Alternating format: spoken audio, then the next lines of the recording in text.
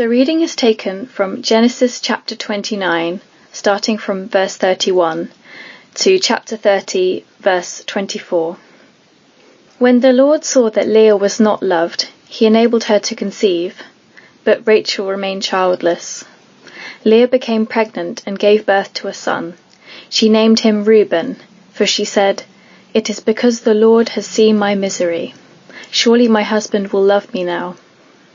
She conceived again, and when she gave birth to a son, she said, "Because the Lord heard that I am not loved, he gave me this one too."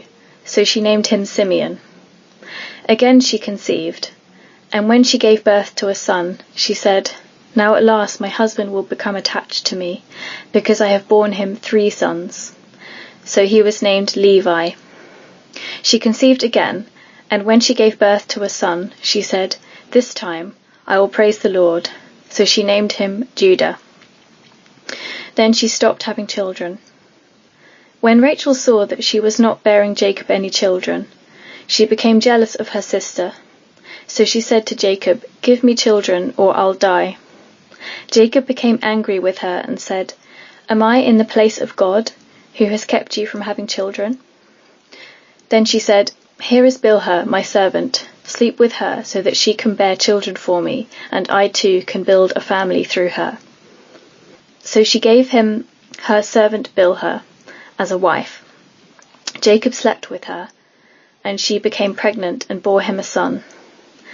Then Rachel said, "God has vindicated me. He has listened to my plea and given me a son." Because of this, she named him Dan. Rachel's servant Bilhah conceived again and bore Jacob a second son. Then Rachel said, "I have had a great struggle with my sister, and I have won."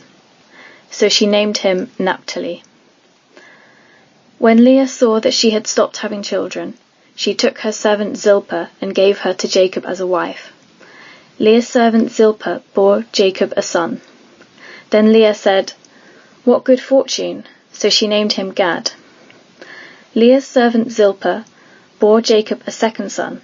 Then Leah said, "How happy I am! The women will call me happy." So she named him Asher. During wheat harvest, Reuben went out into the fields and found some mandrake plants, which he brought to his mother Leah. Rachel said to Leah, "Please give me some of your son's mandrakes." But she said to her, "Wasn't it enough that you took away my husband? Will you take my son's mandrakes too?" "Very well," Rachel said. "He can sleep with you tonight in return for your son's mandrakes." So when Jacob came in from the fields that evening, Leah went out to meet him. "You must sleep with me," she said. "I have hired you with my son's mandrakes." So he slept with her that night. God listened to Leah, and she became pregnant and bore Jacob a 5th son. Then Leah said, "God has rewarded me for giving my servant to my husband." So she named him Issachar. Leah conceived again and bore Jacob a 6th son. Then Leah said, "God has presented me with a precious gift. This time my husband will treat me with honor, because I have borne him 6 sons." So she named him Zebulun. Sometime later she gave birth to a daughter and named her Dinah. Then God remembered Rachel. He listened to her and enabled her to conceive. She became pregnant and gave birth to a son, and said, "God has taken away my disgrace." She named him Joseph, and said, "May the Lord add to me another son."